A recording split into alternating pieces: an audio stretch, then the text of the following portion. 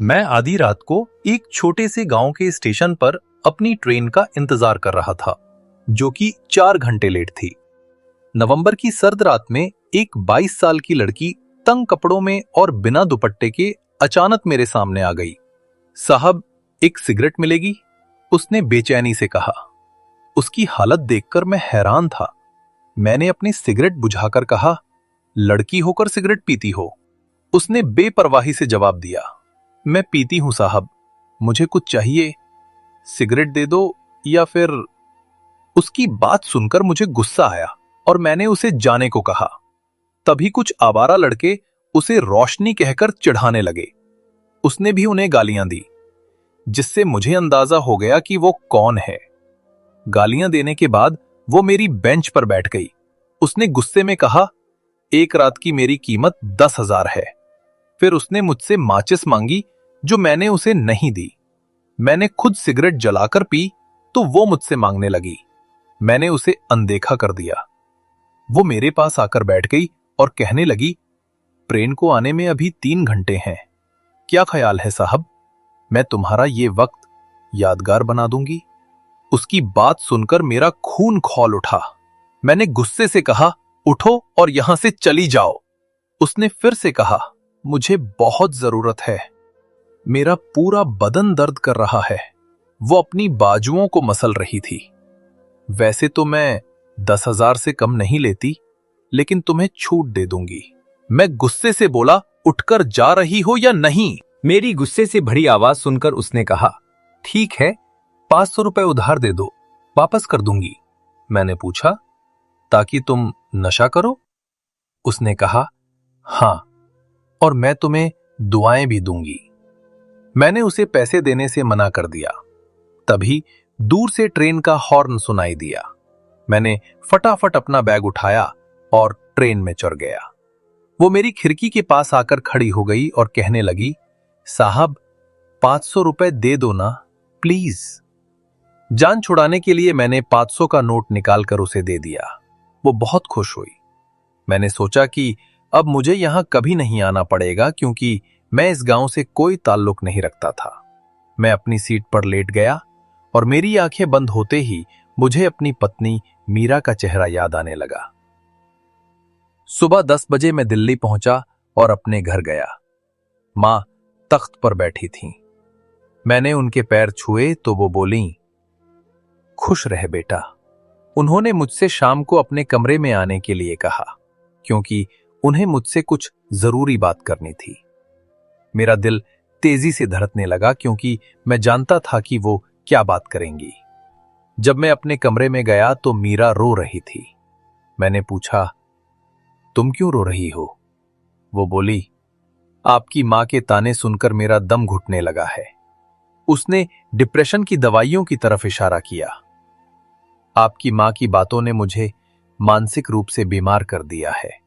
उसने बताया कि मां ने उसे एक रिश्तेदार की गोद भराई की रस्म में जाने से मना कर दिया था, ये कहकर कि अगर उसका साया पड़ गया तो बच्चा गिर जाएगा। मुझे भगवान ने मां क्यों नहीं बनाया? वो हिचकियां लेकर रोने लगी। मैंने उसे सीने से लगा लिया। मेरी मोहब्बत तेरे लिए काफी नहीं है क्या?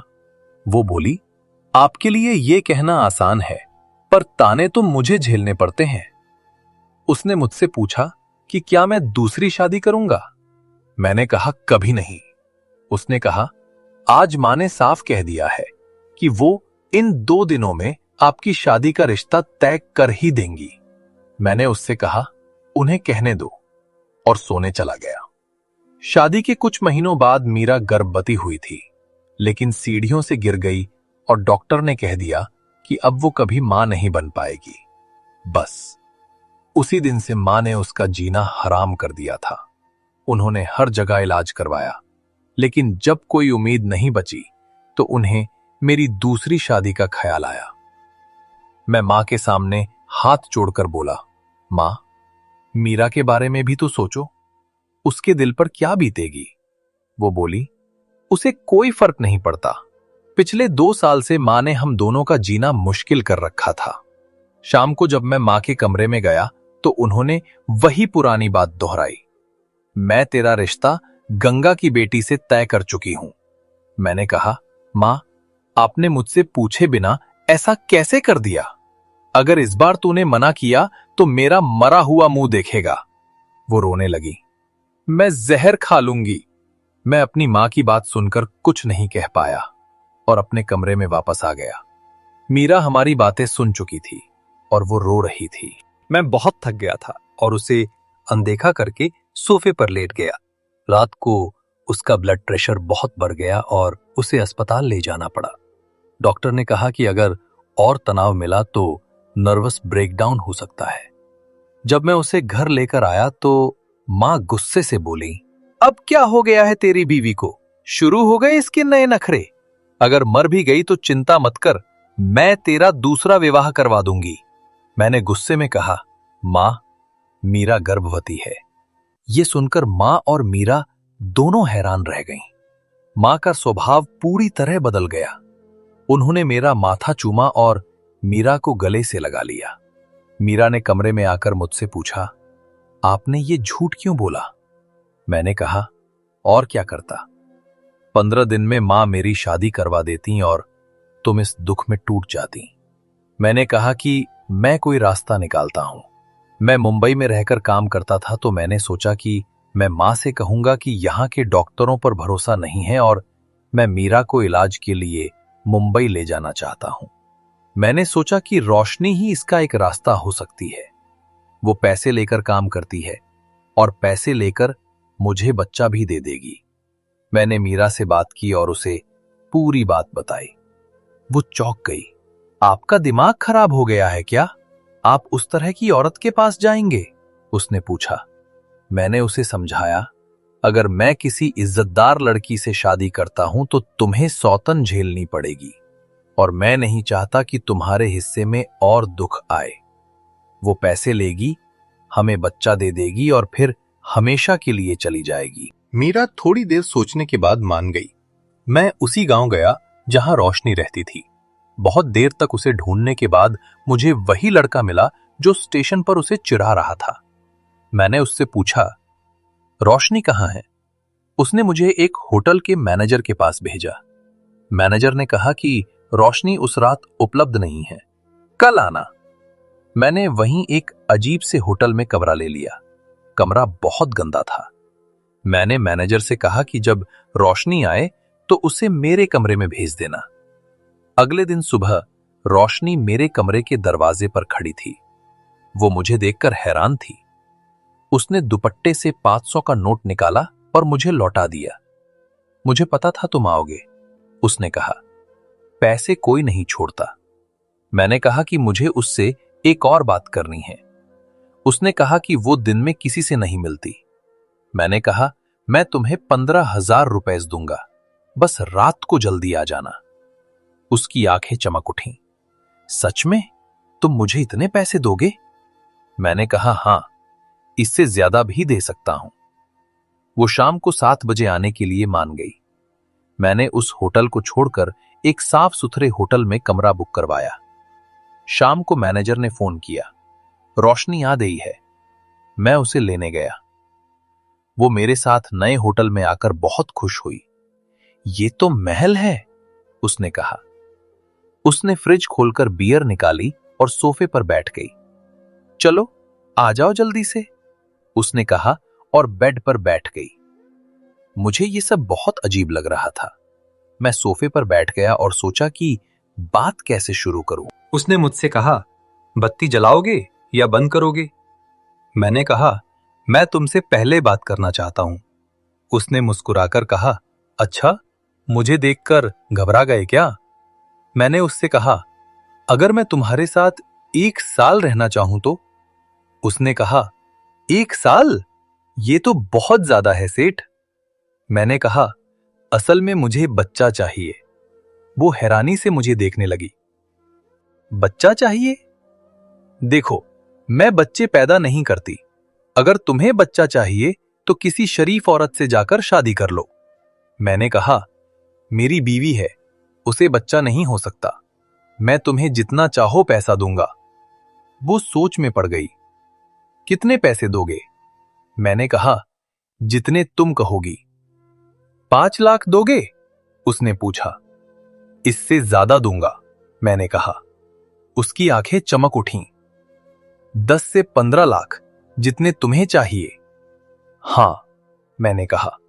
वो बोली, ठीक है ठीक है, मैं तुम्हें एक नहीं 10 बच्चे पैदा कर दूंगी। मैंने उससे कहा कि अगर उसका कोई घर या परिवार है तो उनसे कह दे, क्योंकि मैं उसे यहां से लेकर जाना चाहता हूं। वो बोली, मेरा कोई नहीं है, मैं अकेली हूं। मैंने कहा, ठीक है, फिर हम सुबह यहां से निकल जाएंगे। मैं अपने कपड़े लेकर आ जाऊं? उसने पूछा। नहीं, मैं तुम्हें नए कपड़े खरीद कर दूंगा, मैंने कहा। यह सुनकर वो मुस्कुरा दी। मैंने उसे मुंबई लेकर आ गया। मैंने मीरा को फोन करके सब बता दिया। मैंने रोशनी के लिए शॉपिंग की, उसके बाल ठीक करवाए, ग्रूमिंग करवाई। वो बहुत खूबसूरत लग रही थी और बहुत खुश भी थी। वो बेड पर मेरे पास आकर बैठ गई। सेठ, तुम तो ऐसे घबरा रहे हो जैसे पहली बार किसी लड़की के पास बैठे हो, उसने कहा। मैंने आंखें बंद कर ली। मैं मानसिक तौर पर खुद को तैयार कर रहा था, लेकिन यह काम मुझसे नहीं हो पा रहा था। जब मैंने आंखें खोली तो वो मुझे ही देख रही थी। तुम थोड़ा शर्मा नहीं सकती क्या? मैंने पूछा। मैं क्यों शर्माऊं? देखो, ये शर्माना वरमाना मुझे नहीं आता। जब मैं उसके करीब जाता तो मेरा ज़मीर मुझे टोकता था कि मैं एक नाजायज बच्चा पैदा कर रहा हूं। मेरे दिमाग में मीरा की बातें गूंजने लगती थीं। दूसरी तरफ मेरा ज़मीर मुझे इस सब की इजाजत नहीं दे रहा था। मैं समझ नहीं पा रहा था कि क्या करूं। मैंने पहली बार थोड़ी शराब पी ताकि जो होश में नहीं हो सकता वो नशे में हो जाए। मैं सोफे पर लेट गया और थोड़ी देर में सो गया। अगले दिन सुबह जब मैं नाश्ता बना रहा था तो वो किचन में आ गई। मैंने उससे पूछा, फ्राइड एग खाओगी? मेरा कोई मसला नहीं है, जो तुम दोगे मैं खा लूंगी, बस चाय कड़क बनाना। मैंने कहा, देखो, यहां ये बाजारी भाषा नहीं चलेगी। देख सेठ, मैं तेरी बीवी नहीं हूं, इसलिए मुझ पर रौब मत जमा। रोशनी ने आज तक किसी की नहीं मानी। मैंने नाश्ता बनाया और सोफे पर बैठ गया। तभी वो मेरे पास आई और मेरी सिगरेट से अपनी सिगरेट जला ली। कौन सी सिगरेट पीती हो? मैंने पूछा। वो नहीं जो तुम पीते हो। मेरा लेवल थोड़ा अलग है सेठ। जानते हो, ये सिगरेट नहीं, जिंदगी है, मजा है, सुकून है। वो बहुत हसीन थी, जिसे देखकर बड़े बड़े लोग भी बहक जाएं। लेकिन मेरे अंदर का जोश ठंडा पड़ रहा था। शायद मैं जरूरत से ज्यादा शरीफ था, इसलिए गुनाह नहीं कर सकता था। मैंने उससे कहा, रोशनी, मैं तुमसे शादी करना चाहता हूं। उसने आंखें खोल दी। क्या कहा तुमने सेठ? मैंने कहा, मैं तुमसे शादी करना चाहता हूं। वो बोली, देख सेठ, अपनी बात से मत मुकर। जो बात हुई है उसी पर रह तो अच्छा है। अभी मैं किसी से शादी नहीं करूंगी।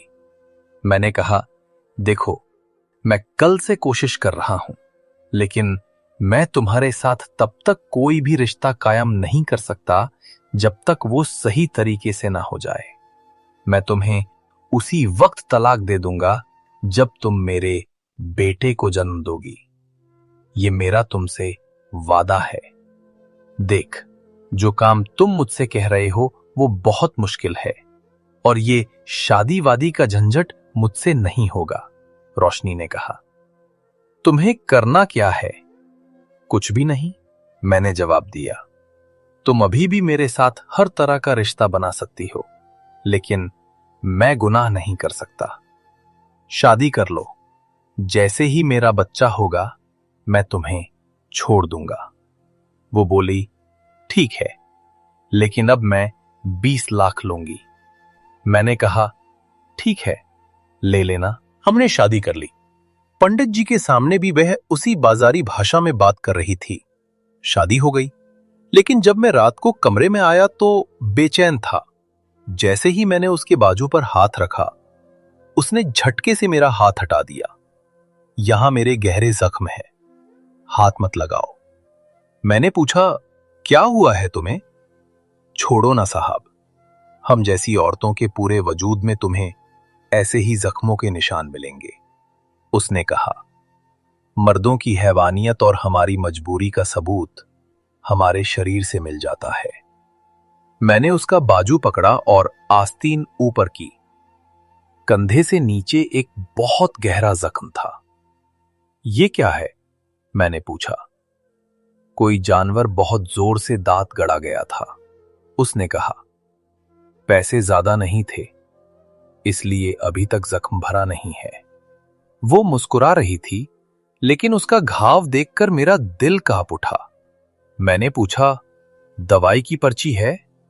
उसने कहा, नहीं, पर नाम याद है। मैंने कहा, ठीक है, कल बता देना, मैं ला दूंगा। तुम काहे को टेंशन लेते हो सेठ? हां, लेकिन मैं जानवर नहीं हूं, मैंने कहा। मैं सोचने लगा कि इंसान को इंसान से जानवर क्या बना देता है। मैंने गर्दन मोड़कर देखा तो वो मुझे गौर से देख रही थी। ऐसे क्या देख रही हो? मैंने पूछा। कुछ नहीं, देख रही हूं कि तुम पहले मर्द हो जिसे मेरे जख्म दिखाई दिए। मैंने कोई जवाब नहीं दिया और करवट बदलकर सो गया। अगले दिन मैं उसके लिए दवा लाया। 5 दिन गुजर गए। शादी हो चुकी थी, लेकिन मैं अभी तक उसके करीब नहीं जा पाया था। शायद मेरे मन में यह बात थी कि वह एक ऐसी औरत है जिसके साथ कई मर्दों ने रातें गुजारी हैं। जब मुझसे कुछ नहीं हो पाता तो वो मुझे धक्का देने लगती और सिगरेट पीने लगती। मुझे समझ आ गया है, उसने कहा। क्या? मैंने पूछा। यही कि तुम्हें बच्चा क्यों नहीं होता? वो बोली। यह दिक्कत तुम्हारी पत्नी में नहीं है, दिक्कत तुम में है। मुझे देखकर हर कोई बेकाबू हो जाता है, लेकिन एक तुम हो जिसके बस का कुछ नहीं। मुझे तो लगता है तुम मर्द हो ही नहीं। उसकी बात ने मुझे हिला दिया। मैंने उसके मुंह से सिगरेट निकाली, ऐश ट्रे में बुझा दी। मैंने उसे अपने करीब किया, कंफर्टर ऊपर लिया और सो गया। सुबह मेरी आंख खुली तो मुझे लगा कि मीरा मेरे बगल में सो रही है। मीरा, प्लीज एक कप चाय बना दो, मैंने कहा।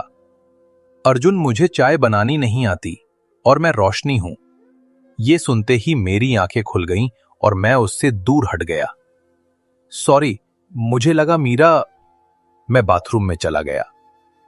उसकी एक बात ने मेरा दिमाग घुमा दिया था कि मैं मर्द नहीं हूं।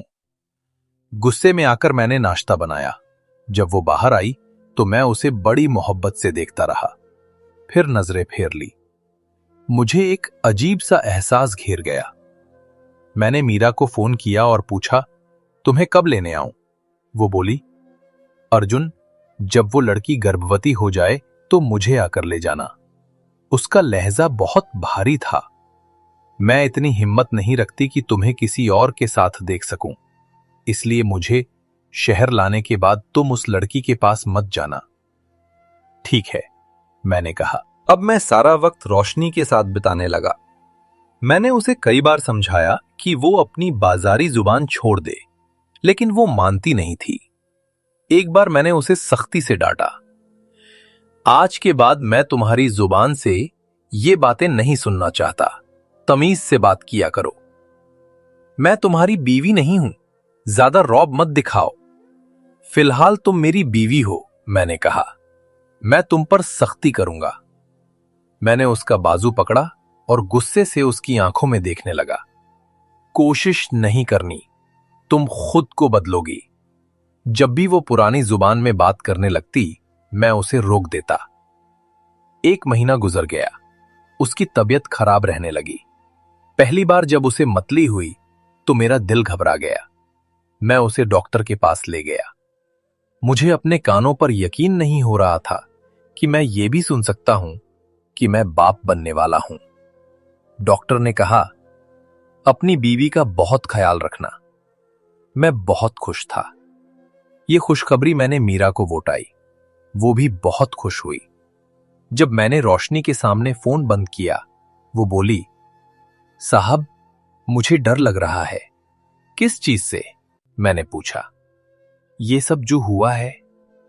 मैंने कहा, इसमें डरने वाली कोई बात नहीं है। मैंने उससे कहा कि मैं एक नौकरानी का इंतजाम करके मीरा को लेने आऊंगा। मैं दिल्ली पहुंचा।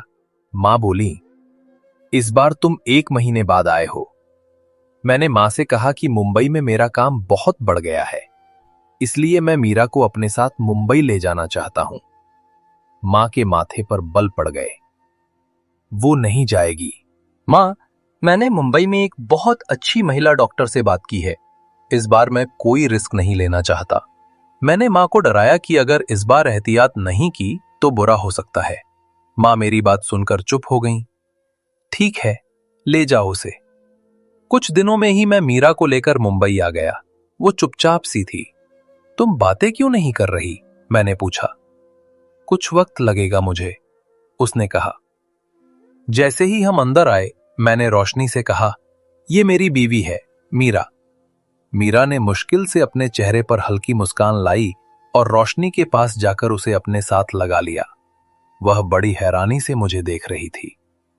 उस रात मैं मीरा के कमरे में गया। वह बार बार पूछ रही थी, आपने उसके साथ शादी तो नहीं की ना? इससे क्या फर्क पड़ता है? मैंने पूछा। बहुत फर्क पड़ता है, मैंने कहा। मैं तुमसे झूठ नहीं बोलूंगा। मैंने उससे शादी की है, लेकिन मैं उसे छोड़ दूंगा। यह सुनकर मीरा के चेहरे पर परेशानी दिखी। ये आपने ठीक नहीं किया। मेरा मन इसकी इजाजत नहीं दे रहा था, मैंने कहा। तुम जो हो वह कभी भी रोशनी नहीं हो सकती। अगर मुझे दूसरी शादी करनी होती तो मैं कभी भी रोशनी के साथ ऐसा रिश्ता नहीं बनाता। वो रोने लगी। आप एक रात भी उसके पास नहीं जाएंगे? उसने पूछा। मैं क्यों जाऊंगा उसके पास? जिस मकसद से गया था वो पूरा हो चुका है। उस रात मैं आराम से सोया। मीरा मेरे कंधे पर सिर रखकर सो रही थी। सुबह शोर से मेरी आंख खुली। कोई दरवाजा खटखटा रहा था। मैंने दरवाजा खोला तो रोशनी गुस्से से मुझे देख रही थी। सेठ, मुझे भूख लगी है। तुम्हारी वो नौकरानी अभी तक नहीं आई। पहले अच्छे तरीके से बात करो, मैंने कहा। कैसे सिखाया था तुम्हें? मुझे भूख लगी है, जल्दी से कुछ दे दो, उसने कहा। तुम ये फल खा लो, मैंने कहा। अभी मीरा आकर नाश्ता बना देंगी। मुझे रात को डर लगता है। पूरी रात ठीक से नहीं सो पाई, वो कहने लगी। मीरा बाहर आई और उन्होंने कहा, आप क्यों बनाएंगे? मैं बनाती हूं, आप उसे फल दे दीजिए। हम सबने मिलकर नाश्ता किया। फिर मैंने उसे दवाई दी और ऑफिस चला गया। रात को जब मैं वापस आया तो मीरा ने खीर बनाई थी। रोशनी भी खीर देखकर खुश हुई। दीदी, आपने तो बड़े मजे की खीर बनाई है, उसने कहा। मीरा मुस्कुरा पड़ी। तुम मुझे दीदी कह सकती हो। रोशनी बोली, ऐसा तो मैंने कभी किसी को नहीं कहा। मीरा बोली, तो अब कह दो। दीदी। ठीक है, रोशनी ने कहा। फिर रोशनी ने पूछा, दीदी, रात को मैं आपके कमरे में सो जाऊं? मीरा मुझे देखने लगी। रोशनी बोली, सोफे पर सो जाऊंगी, मुझे अकेले में डर लगता है। मीरा ने उसे मना नहीं किया, लेकिन वो मुझे बार बार देख रही थी। उस रात रोशनी हमारे कमरे में सोफे पर जाकर लेट गई।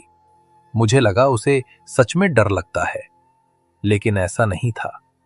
एक तो उसके कमरे में आने से मीरा मेरे बाजू पर सिर रखकर नहीं सो सकती थी और ना हम खुलकर बात कर सकते थे। 1 हफ्ता गुजर गया। एक रात मुझे महसूस हुआ कि मेरे बाजू पर कोई लेटा है। मैंने सोचा मीरा होंगी। मैंने कंफर्टर खींचा और उसे अपने साथ लगा लिया। चैन नहीं था तुम्हें? मीरा के सोने का इंतजार कर रही थी। सेठ, मैं रोशनी ही हूं। मुझे वहां सोफे पर ठंड लग रही थी। मैं झटके से पीछे हटा।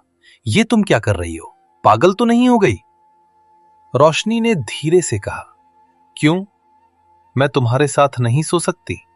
बीवी तो मैं भी हूं, उसने फिर से कहा। अगर तुमने ज्यादा शोर किया तो तुम्हारी बीवी उठ जाएगी। वह मेरे बगल में सो गई। मेरे अंदर से जान निकल गई थी। 2 घंटे वह बेखबर सोती रही और मैं जागता रहा। सुबह धीरे से मैंने उसे जगाया। भगवान का वास्ता है, सोफे पर जाकर सो जाओ। क्यों मेरी जान मुश्किल में डाल रही हो? वो उठने से पहले मेरा हाथ पकड़कर बोली।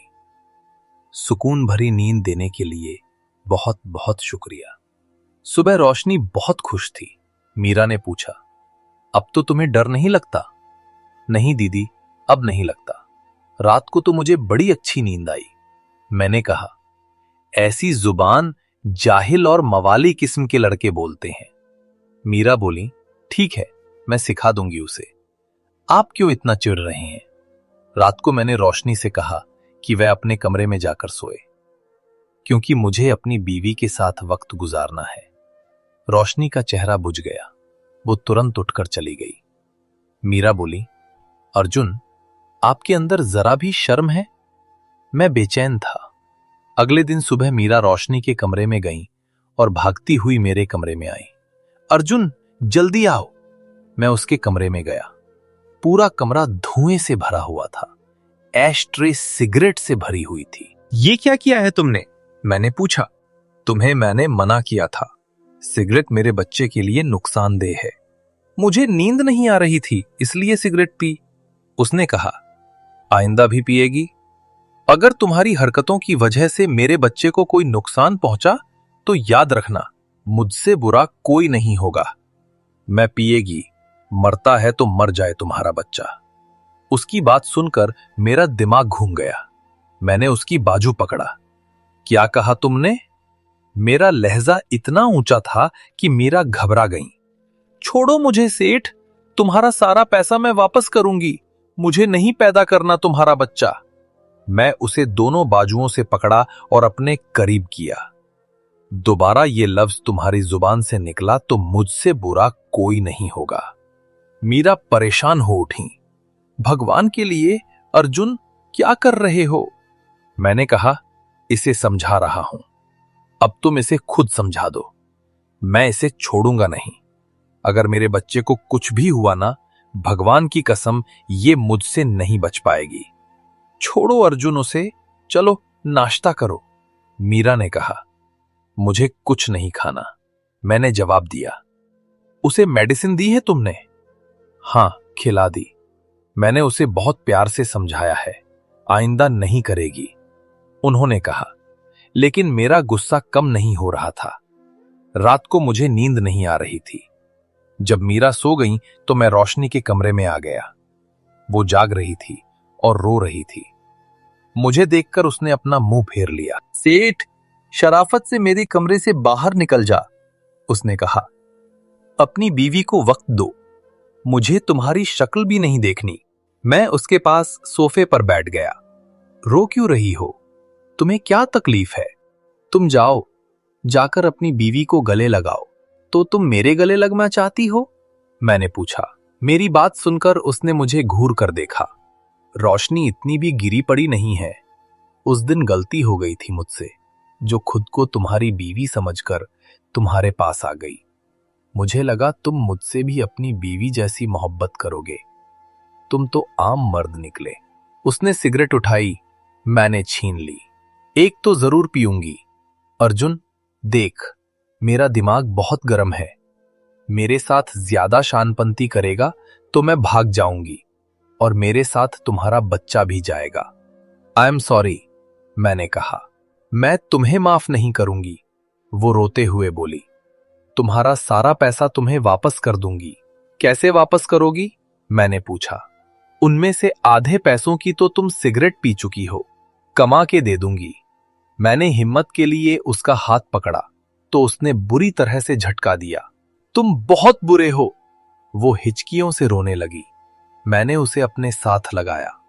ऐसा नहीं है रोशनी, ऐसा ही है अर्जुन, ऐसा ही है। अभी भी तुम अपने बच्चे के लिए आए हो। तुम्हें बस अपने बच्चे की फिक्र है, बच्चे की मां की भी है। मैंने कहा, यह सिगरेट तुम्हारे लिए भी नुकसानदेह है। मैंने बड़े प्यार से पूछा, बताओ, मुझसे क्या चाहती हो तुम? बस थोड़ा सा प्यार, उसने कहा। मैंने कहा, मैं समझा नहीं।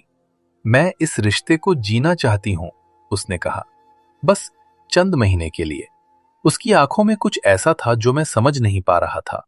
क्या मैं तुम्हारे कंधे पर सिर रख लूं? बस थोड़ी देर के लिए। मैंने अपना हाथ फैलाया और उसे अपने साथ लगा लिया। वादा करो, सिगरेट नहीं पियोगी। मैं ये वादा नहीं कर सकती अर्जुन, जो पूरा ना कर सकूं। मेरी खातिर भी नहीं? मैंने पूछा। इतना भी अच्छा नहीं है तुम कि तुम्हारी खातिर रोशनी सिगरेट छोड़ दे? मैंने कहा।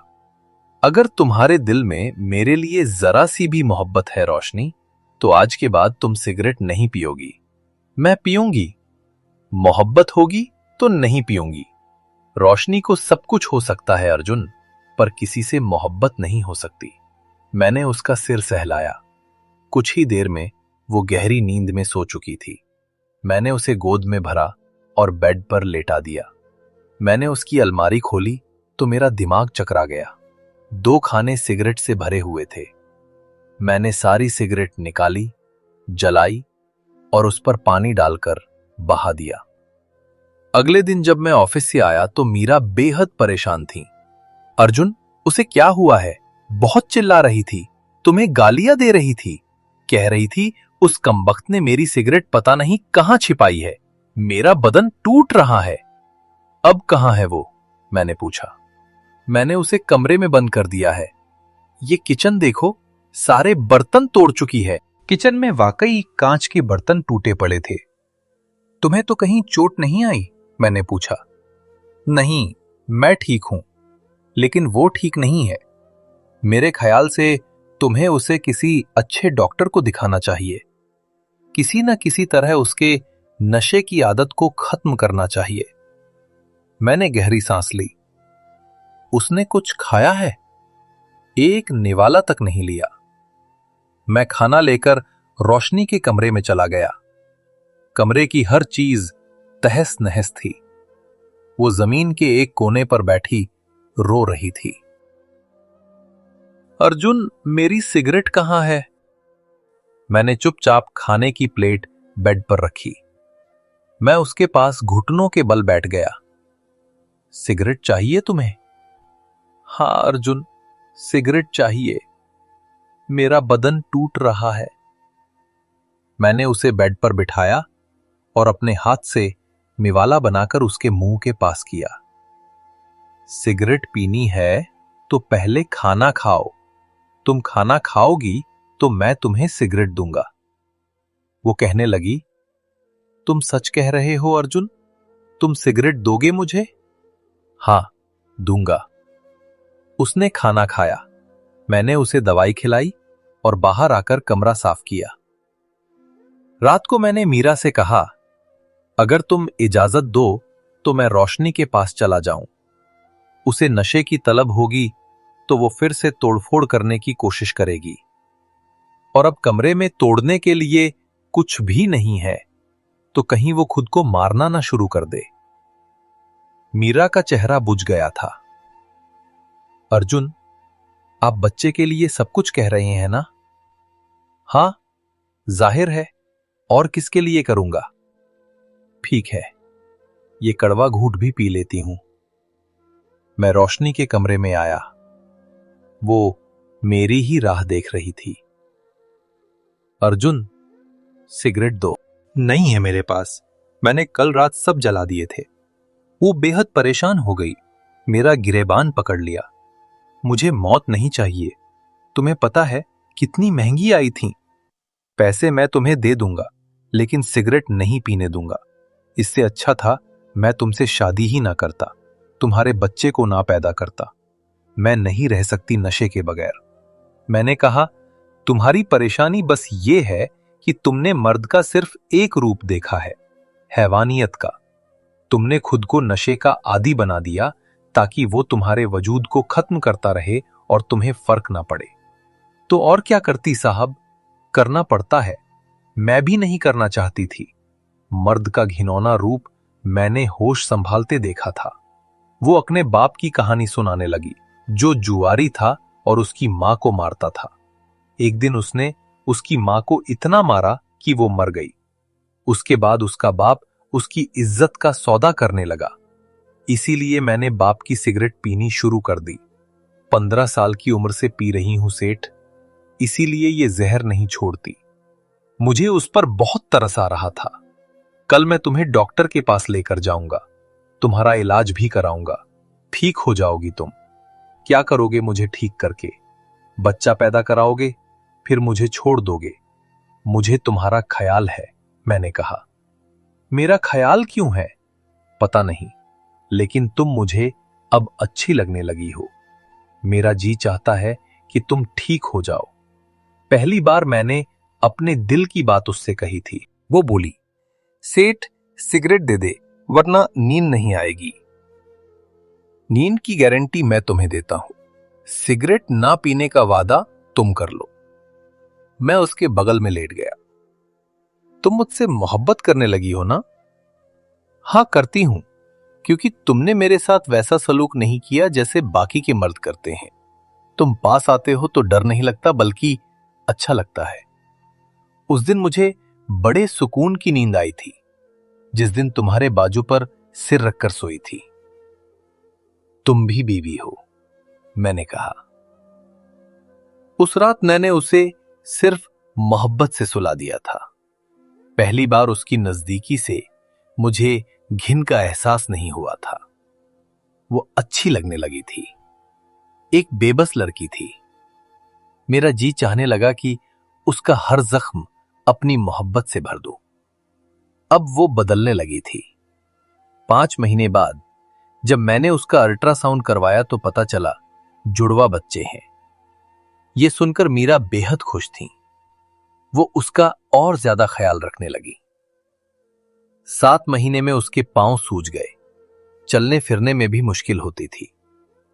एक रात वो कहने लगी, मेरे पांव में बहुत दर्द है सेठ, मेरे पैर दबा दो। मैंने कहा, मैं? हां, तुम नहीं दबा सकते? बच्चे भी तो तुम्हारे हैं ना? वो मुस्कुराई। मैंने कभी किसी के पैर नहीं दबाए थे, सिवाय अपनी मां के। फिर भी मैं उसके पांव दबाने लगा। कुछ देर बाद वो सो गई। मुझे तुमसे पैसे नहीं चाहिए सेठ, उसने कहा। ये बच्चे मेरी तरफ से तोहफा समझकर रख लेना। मैंने कहा, ये बच्चे बहुत अनमोल है रोशनी। ये पैसे मैं अपनी खुशी से दूंगा। तुम अपना घर खरीद लेना, फिर तुम्हें यह काम नहीं करना पड़ेगा। काश हर मर्द तुम्हारे जैसा हो जाए सेठ, तो शायद हम जैसी लड़कियों की जिंदगी आसान हो जाए। वो बोली, मैं भी बहुत अच्छा नहीं हूं।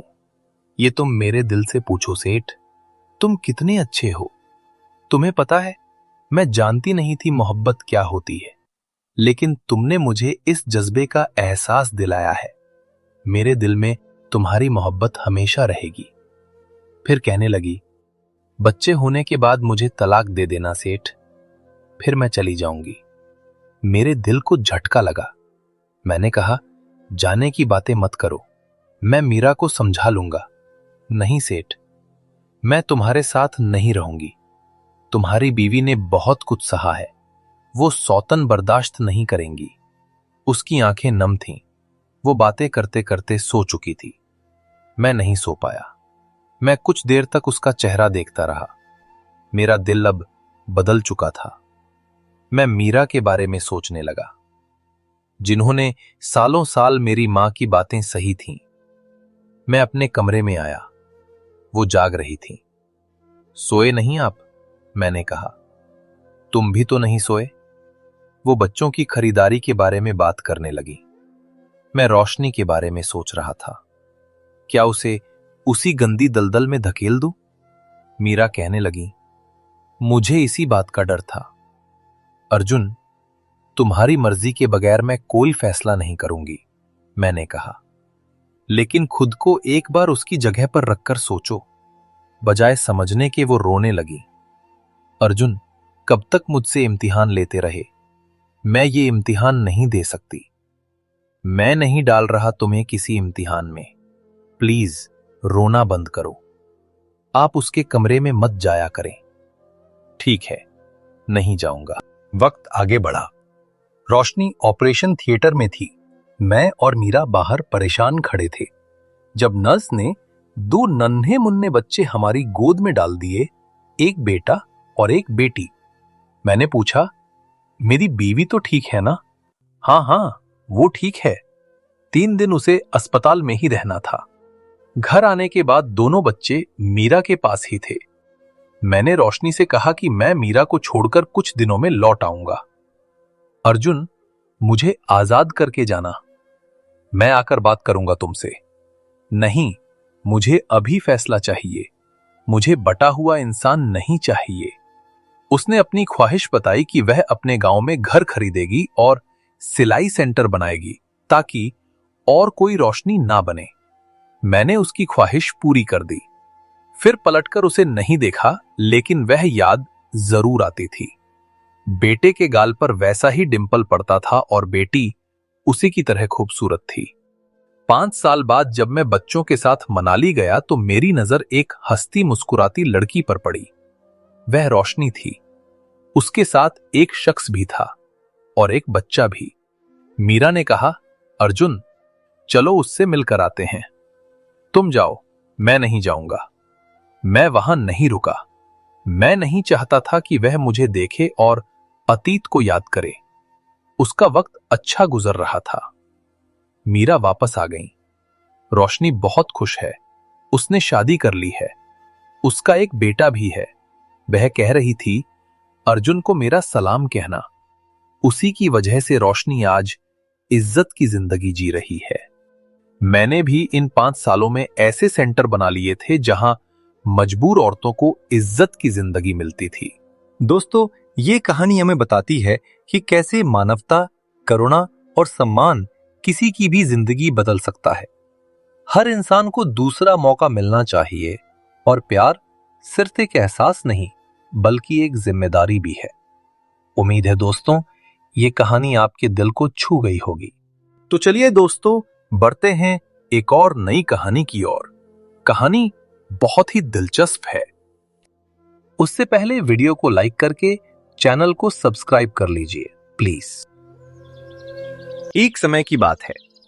विक्रमगढ़ नामक राज्य में राजा देवराज और उनकी पत्नी रानी मीनाक्षी रहते थे। दोनों का प्यार बहुत गहरा था और प्रजा भी उन्हें बहुत प्यार करती थी। राजा देवराज बहुत न्यायप्रिय और दयालु थे। उनके राज में सभी सुखी थे। एक दिन की बात है। रानी मीनाक्षी अपने महल की छत पर टहल रही थी। तभी उसने देखा कि आकाश में एक सुनहरा पक्षी उड़ रहा है। वह पक्षी बहुत ही अद्भुत और चमकीला था। रानी ने पहले कभी ऐसा पक्षी नहीं देखा था। रानी उस पक्षी को देखकर मोहित हो गई और सोचने लगी कि काश मेरे पास भी ऐसा कोई पक्षी होता। रानी ने महाराज को बुलाया और कहा, महाराज, आपने वह सुनहरा पक्षी देखा? मैं चाहती हूं कि आप उसे पकड़कर मुझे दे दे। मुझे वह पक्षी बहुत पसंद आया है। राजा देवराज ने आकाश की ओर देखा, लेकिन तब तक वह पक्षी उड़ गया था। राजा बोले, प्रिय रानी, वह पक्षी तो उड़ गया है, लेकिन चिंता मत करो। मैं अपने सबसे कुशल शिकारियों को भेजूंगा। वे उस पक्षी को ढूंढकर जरूर लाएंगे। रानी खुश हो गई और कहने लगी, महाराज, आप बहुत अच्छे हैं। मुझे पता था आप मेरी हर इच्छा पूरी करेंगे। राजा ने तुरंत अपने दरबार में घोषणा करवा दी कि जो कोई भी उस सुनहरे पक्षी को पकड़कर लाएगा, उसे 10,000 स्वर्ण मुद्राएं इनाम में दी जाएंगी। यह घोषणा सुनकर राज्य के कई शिकारी और साहसी लोग उस पक्षी को खोजने निकल पड़े। उन्हीं में से एक था राघव नाम का एक गरीब लकड़हारा। राघव बहुत ईमानदार और मेहनती था। वह अपनी बूढ़ी मां और छोटी बहन के साथ रहता था।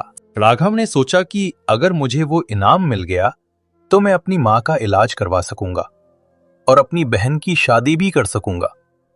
राघव अगले दिन सुबह सुबह जंगल की ओर निकल पड़ा। वो दिन भर जंगल में उस सुनहरे पक्षी को खोजता रहा। शाम होने वाली थी, लेकिन पक्षी का कोई पता नहीं चला। जब वो थक हार कर वापस लौटने लगा तो अचानक उसे एक पेड़ की डाल पर वो सुनहरा पक्षी बैठा दिखाई दिया। राघव बहुत खुश हुआ। उसने धीरे धीरे उस पक्षी के पास जाने की कोशिश की, लेकिन जैसे ही वो करीब पहुंचा, पक्षी उड़ने लगा। राघव ने अपना जाल फेंका और पक्षी को पकड़ लिया, लेकिन पक्षी बोल पड़ा। हां दोस्तों, वो कोई साधारण पक्षी नहीं था, वो एक जादुई पक्षी था जो बोल सकता था। पक्षी बोला, हे मनुष्य, मुझे छोड़ दे, मैं कोई साधारण पक्षी नहीं हूं, मैं एक ऋषि का शिष्य हूं जिसे श्राप के कारण पक्षी बनना पड़ा। अगर तुम मुझे छोड़ दोगे तो मैं तुम्हें 3 अनमोल रत्न दूंगा जो किसी भी 10,000 स्वर्ण मुद्राओं से ज्यादा कीमती हैं। राघव ने सोचा और कहा, नहीं पक्षी, मुझे महारानी के लिए तुम्हें ले जाना है, मुझे इनाम चाहिए। मेरी मां बीमार है और मेरी बहन की शादी करनी है। पक्षी ने कहा, मैं समझ सकता हूं तुम्हारी मजबूरी, लेकिन सुनो, अगर तुम मुझे राजमहल ले गए तो रानी मुझे पिंजरे में बंद कर देगी। मैं वहां दुखी रहूंगा और तुम्हें भी आगे चलकर बहुत बड़ी मुसीबत झेलनी पड़ेगी। बल्कि मैं तुम्हें एक बात बताता हूं, तुम मुझे राजा के पास ले जाना, लेकिन रानी के पास नहीं। राजा एक न्यायप्रिय व्यक्ति हैं, वे मेरी बात सुनेंगे। राघव मान गया। वह पक्षी को लेकर राजमहल पहुंचा। जब उसने महल के द्वार पर पहुंचकर कहा कि मैं सुनहरा पक्षी लेकर आया हूं, तो सभी सैनिक खुश हो गए। तुरंत राघव को राजा के दरबार में ले जाया गया। राजा देवराज दरबार में बैठे थे। रानी मीनाक्षी भी वहां मौजूद थी। जब राघव ने पक्षी को दिखाया तो रानी बहुत खुश हो गई। रानी बोली, महाराज, ये वही पक्षी है जो मैंने देखा था। इस व्यक्ति को इनाम दे दीजिए और ये पक्षी मुझे दे दीजिए। तभी पक्षी बोल पड़ा, हे महाराज देवराज, मैं आपसे न्याय की गुहार लगाता हूं। मैं कोई साधारण पक्षी नहीं हूं, मैं ऋषि अगस्त्य का शिष्य हूं। मुझे एक श्राप के कारण पक्षी बनना पड़ा। मेरा नाम विद्युत है। कृपया मुझे पिंजरे में बंद मत कीजिए, मैं खुले आसमान में रहना चाहता हूं। पक्षी की बात सुनकर पूरे दरबार में सन्नाटा छा गया। राजा देवराज सोच में पड़ गए। एक तरफ उनकी पत्नी की इच्छा थी और दूसरी तरफ एक जीव की स्वतंत्रता का सवाल था। राजा ने कहा, हे विद्युत, तुम्हारी बात में सच्चाई है। हर जीव को स्वतंत्र रहने का अधिकार है, लेकिन मैंने अपनी रानी से वादा किया है, मुझे कोई ऐसा रास्ता निकालना होगा जिससे दोनों पक्ष खुश रहें।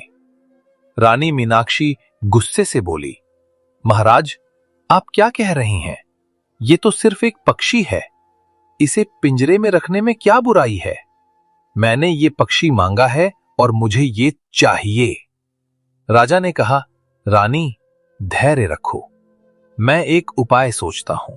तभी पक्षी विद्युत बोला, महाराज, मैं एक प्रस्ताव रखता हूं। मैं रानी के लिए 3 प्रश्नों के उत्तर दूंगा। अगर रानी मेरे उत्तरों से संतुष्ट हो जाएं, तो मुझे आजाद कर दिया जाए, और अगर वे संतुष्ट नहीं हुई तो मैं खुद पिंजरे में रहने के लिए तैयार हूं। राजा को यह प्रस्ताव अच्छा लगा। उन्होंने रानी से पूछा और रानी भी मान गई। रानी ने सोचा कि एक पक्षी भला क्या उत्तर देगा जिससे मैं संतुष्ट हो जाऊं। रानी ने पहला प्रश्न पूछा, हे विद्युत, बताओ, संसार में सबसे बड़ा धन क्या है? विद्युत ने उत्तर दिया, हे रानी, संसार में सबसे बड़ा धन स्वास्थ्य है, क्योंकि स्वास्थ्य के बिना सोना, चांदी, महल सब बेकार हैं। एक बीमार व्यक्ति अपनी सारी दौलत देकर भी स्वस्थ होना चाहता है। रानी को यह उत्तर पसंद आया। उन्होंने दूसरा प्रश्न पूछा, संसार में सबसे मूल्यवान रिश्ता कौन सा है?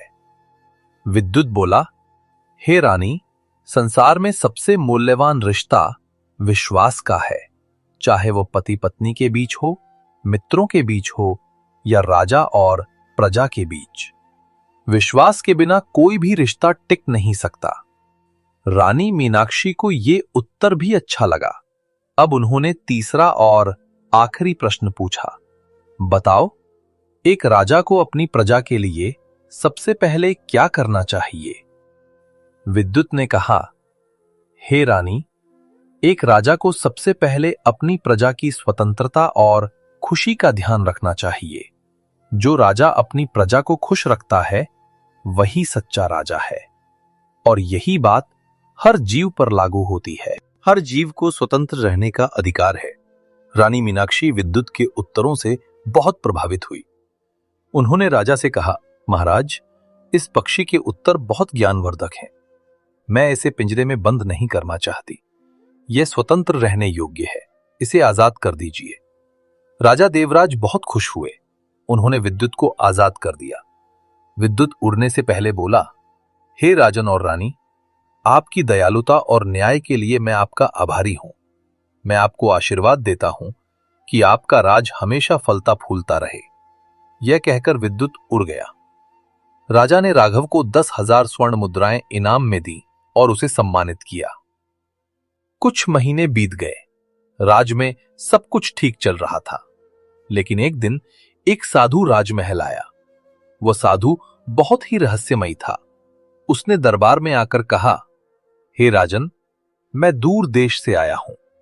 मेरे पास एक अद्भुत वस्तु है जो आपके राज के लिए बहुत उपयोगी हो सकती है। राजा ने पूछा, क्या है वह वस्तु? साधु ने एक छोटा सा दर्पण निकाला। वो दर्पण बहुत ही सुंदर और चमकीला था। साधु बोला, ये कोई साधारण दर्पण नहीं है। ये सत्य दर्पण है। जो भी इस दर्पण में देखेगा उसे अपने भविष्य का एक दृश्य दिखाई देगा। लेकिन ध्यान रहे, जो दिखता है वो बदला नहीं जा सकता। राजा को यह बात अजीब लगी। उन्होंने पूछा, तुम ये दर्पण क्यों दे रहे हो? साधु बोला, क्योंकि मैं जानता हूं कि आप एक न्यायप्रिय राजा हैं। ये दर्पण आपके पास सुरक्षित रहेगा, लेकिन मेरी एक शर्त है। आप इस दर्पण में कभी नहीं देखेंगे। ये दर्पण केवल तब इस्तेमाल होगा जब कोई बड़ा संकट आए। राजा ने साधु की बात मान ली और दर्पण को संभालकर रख दिया। साधु चला गया। कुछ समय बाद राज में एक अजीब घटना हुई। राज के खजाने से कुछ कीमती हीरे गायब हो गए। राजा ने जांच करवाई, लेकिन चोर का कोई पता नहीं चला। फिर दूसरे दिन और हीरे गायब हो गए। राजा बहुत परेशान हो गए। राजा ने अपने मंत्री से कहा, ये कैसी विपदा आ गई है? हमारे राज में कभी चोरी नहीं हुई और अब लगातार हीरे गायब हो रहे हैं। मंत्री बोला, महाराज, क्यों ना हम उस सत्य दर्पण का इस्तेमाल करें? शायद उससे हमें चोर का पता चल जाए। राजा को याद आया कि साधु ने कहा था कि दर्पण का इस्तेमाल केवल बड़े संकट में करना है। राजा ने सोचा कि यह भी एक संकट ही है। उन्होंने दर्पण मंगवाया। राजा ने दर्पण में देखने से पहले सोचा कि मैं खुद क्यों ना देख लूं कि यह सच में काम करता है या नहीं। राजा ने दर्पण में झांका। दर्पण में राजा को एक दृश्य दिखाई दिया। उस दृश्य में राजा एक जंगल में अकेले खड़े थे। उनके कपड़े फटे हुए थे और वे बहुत दुखी दिख रहे थे। राजा के पास ना कोई ताज था, ना कोई राज्य। वे एक साधारण भिखारी की तरह दिख रहे थे। ये दृश्य देखकर राजा सदमे में आ गए। उन्होंने दर्पण नीचे रख दिया। राजा सोचने लगे कि ये क्या था? क्या मेरा भविष्य ऐसा ही होगा? क्या मैं अपना राज खो दूंगा? राजा बहुत परेशान हो गए। वे दिन रात इसी सोच में डूबे रहने लगे।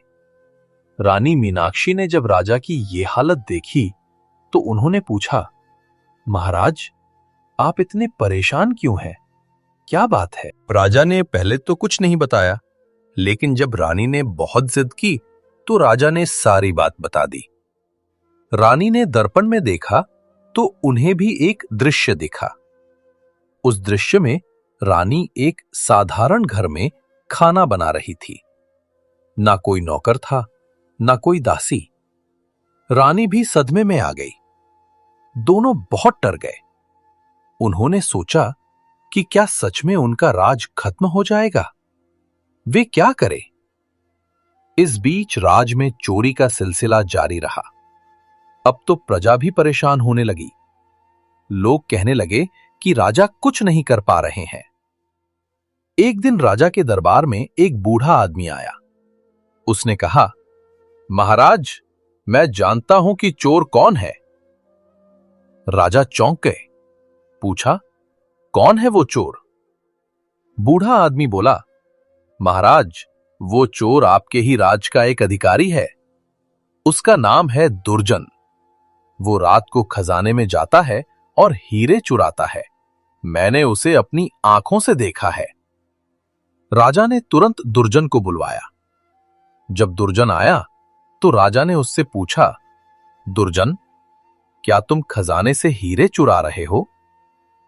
दुर्जन घबरा गया। पहले तो उसने इनकार किया, लेकिन जब उसके घर की तलाशी ली गई तो वहां से सारे हीरे मिल गए। दुर्जन ने अपना अपराध स्वीकार कर लिया। राजा ने दुर्जन को कारागार में डाल दिया। लेकिन राजा अब भी उस दर्पण में दिखे दृश्य के बारे में सोचते रहते थे। कुछ दिन बाद राज में एक और संकट आया। पड़ोसी राज का राजा महिपाल ने युद्ध की घोषणा कर दी। राजा महिपाल बहुत शक्तिशाली था। उसकी सेना बहुत बड़ी थी। राजा देवराज के मंत्रियों ने कहा, महाराज, हम युद्ध के लिए तैयार नहीं हैं। हमारी सेना राजा महिपाल की सेना से छोटी है। हम हार जाएंगे। राजा ने याद किया कि दर्पण में उन्होंने खुद को राजहीन देखा था। उन्हें लगा कि शायद यही वो समय है।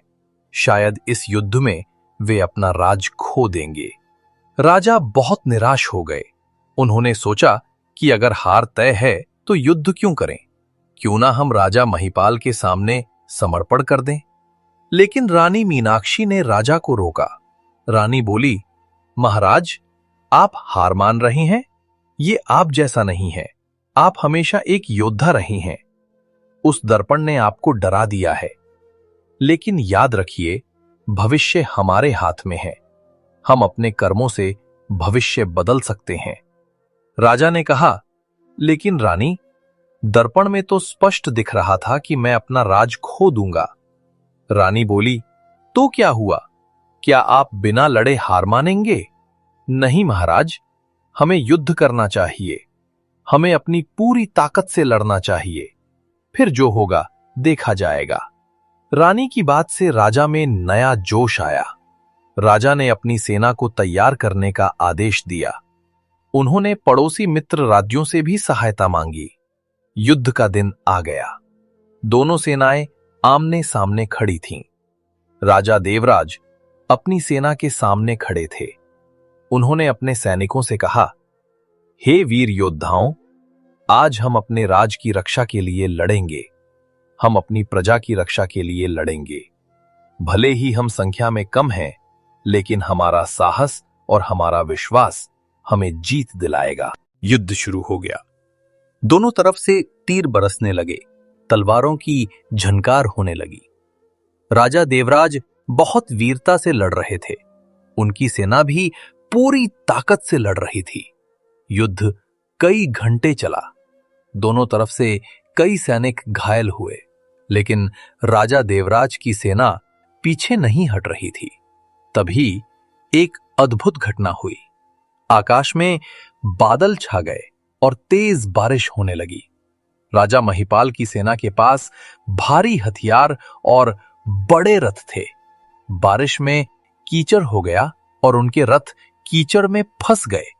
लेकिन राजा देवराज की सेना के पास हल्के हथियार थे। वे आसानी से चल सकते थे। इस मौके का फायदा उठाकर राजा देवराज ने हमला कर दिया। राजा महिपाल की सेना भागने लगी। राजा महिपाल को भी पीछे हटना पड़ा। राजा देवराज ने युद्ध जीत लिया। पूरे राज में खुशी की लहर दौड़ गई। प्रजा ने राजा का स्वागत किया। राजा जब राजमहल लौटे तो उन्होंने उस सत्य दर्पण को फिर से देखा। इस बार दर्पण में कुछ और दिखाई दिया। दर्पण में राजा खुद को सिंहासन पर बैठे देख रहे थे। उनके चारों ओर खुशहाली थी। राजा चौंक गए। उन्होंने सोचा कि ये क्या हुआ? पहले तो दर्पण में कुछ और दिखा था और अब कुछ और दिख रहा है। तभी वही रहस्यमयी साधु फिर से प्रकट हुआ। साधु मुस्कुराते हुए बोला, हे राजन, अब आप समझ गए होंगे कि सत्य दर्पण का रहस्य क्या है।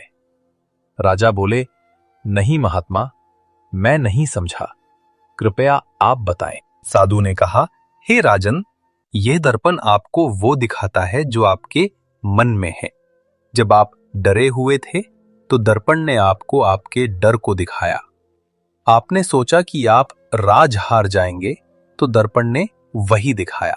लेकिन जब आपने हिम्मत की और युद्ध के लिए तैयार हुए तो आपका भविष्य बदल गया। दर्पण ने आपको आपकी जीत दिखाई। साधु ने आगे कहा, ये दर्पण सत्य दर्पण नहीं है, ये मन का दर्पण है। ये आपके मन को दिखाता है। मैंने आपको ये दर्पण इसलिए दिया था ताकि आप ये सीख सकें कि भविष्य हमारे हाथ में है। हमारे कर्म हमारा भविष्य बनाते हैं, ना कि कोई दर्पण या भविष्यवाणी। राजा देवराज को अपनी गलती का एहसास हुआ। उन्होंने कहा, महात्मा, आप सही कह रहे हैं। मैं डर गया था, मैंने हार मान ली थी। लेकिन मेरी रानी ने मुझे सही राह दिखाई। उन्होंने मुझे याद दिलाया कि हम अपने कर्मों से भविष्य बना सकते हैं। साधु मुस्कुराया और बोला, आपकी रानी बुद्धिमान है, उन्होंने सही कहा। अब इस दर्पण को नष्ट कर दीजिए, इसकी अब कोई जरूरत नहीं है। राजा ने उस दर्पण को तोड़ दिया। साधु ने राजा और रानी को आशीर्वाद दिया और चला गया। उसके बाद राजा देवराज ने अपने राज को और मजबूत बनाया। उन्होंने प्रजा की भलाई के लिए कई काम किए। राजा और रानी खुशी से रहने लगे। लेकिन कुछ महीने बाद एक और घटना हुई। राजा के राज में अकाल पड़ गया।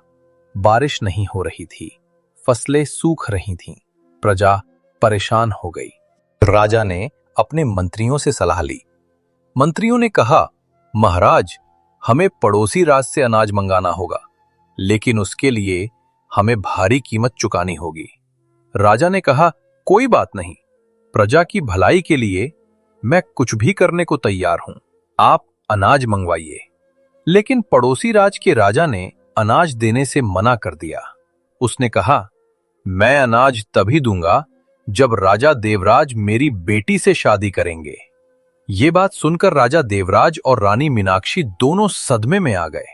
राजा बोले, ये कैसी शर्त है? मैं तो पहले से ही विवाहित हूं, मैं दूसरा विवाह कैसे कर सकता हूं? रानी मीनाक्षी ने कहा, महाराज, प्रजा भूखी मर रही है, अगर आपको दूसरा विवाह करना पड़े तो कर लीजिए, मुझे कोई आपत्ति नहीं है। राजा ने कहा, नहीं रानी, मैं ऐसा नहीं कर सकता। मैंने आपसे प्यार किया है और मैं सिर्फ आपका ही रहूंगा। हम कोई और रास्ता खोजेंगे। राजा ने अपने मंत्रियों से कहा, हम अपने खजाने से अनाज खरीदेंगे, दूसरे राज से संपर्क करो, कोई ना कोई अनाज बेचने को तैयार होगा। मंत्रियों ने कई राज से संपर्क किया। आखिरकार एक राज ने अनाज देने के लिए हां कह दी। राजा ने अपने खजाने से सोना देकर अनाज मंगवाया। प्रजा को अनाज मिल गया। सभी राजा के प्रति आभारी हुए। लेकिन राज का खजाना खाली हो गया। कुछ समय बाद फिर से बारिश हुई, फसलें उग आईं, प्रजा खुश हो गई। धीरे धीरे राज का खजाना फिर से भरने लगा। एक दिन वही लकलहारा राघव राजमहल आया। उसने राजा से कहा, महाराज, आपने मुझ पर बहुत उपकार किया था। आपने मुझे 10,000 स्वर्ण मुद्राएं दी थीं। उससे मैंने अपनी मां का इलाज करवाया और अपनी बहन की शादी की। अब मैं एक छोटा सा व्यापार करता हूं, मैं आपको कुछ देना चाहता हूं। राजा ने कहा, नहीं राघव, तुम्हें कुछ देने की जरूरत नहीं है। तुमने ईमानदारी से काम किया था, वो इनाम तुम्हारा हक था। राघव ने कहा, नहीं महाराज, आपने अकाल के समय अपना सब कुछ प्रजा के लिए लगा दिया। मैं भी अपने राजा की मदद करना चाहता हूं। यह कहकर राघव ने एक थैली राजा के सामने रखी। उस थैली में 1,000 स्वर्ण मुद्राएं थीं। राजा की आंखों में आंसू आ गए। उन्होंने कहा, राघव, तुम सच्चे नागरिक हो, तुम्हारी वजह से मुझे गर्व है। उसके बाद और भी कई लोग आए और राजा को दान दिया। कुछ ने अनाज दिया, कुछ ने पैसे दिए, कुछ ने अपनी सेवाएं दी। राजा देवराज समझ गए कि असली धन प्रजा का प्यार है। जो राजा अपनी प्रजा का ख्याल रखता है, प्रजा भी उसका ख्याल रखती है। इस तरह राजा देवराज और रानी मीनाक्षी ने कई कठिनाइयों का सामना किया, लेकिन हमेशा सही मार्ग पर चलते रहे। उन्होंने कभी हार नहीं मानी। उन्होंने हमेशा अपनी प्रजा की भलाई के बारे में सोचा।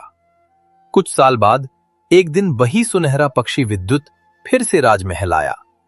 वो अब पक्षी नहीं था, वो एक सुंदर युवक के रूप में था। विद्युत ने कहा, हे राजन और रानी, मेरा श्राप समाप्त हो गया है। मैं अब मनुष्य रूप में हूं। ये सब आपकी दया और न्याय की वजह से संभव हुआ। मैं आपका धन्यवाद करने आया हूं। राजा और रानी ने विद्युत का स्वागत किया। विद्युत ने उन्हें 3 रत्न दिए। वो बोला, ये 3 रत्न बहुत खास हैं। पहला रत्न है सत्य का रत्न। जो इसे धारण करेगा वो हमेशा सच बोलेगा। दूसरा रत्न है करुणा का रत्न। जो इसे धारण करेगा उसके मन में सभी के लिए दया होगी। तीसरा रत्न है साहस का रत्न। जो इसे धारण करेगा वो कभी नहीं डरेगा। राजा ने कहा, विद्युत, ये रत्न बहुत कीमती हैं, लेकिन हमें इनकी जरूरत नहीं है। हमने सीखा है कि असली रत्न हमारे अंदर होते हैं।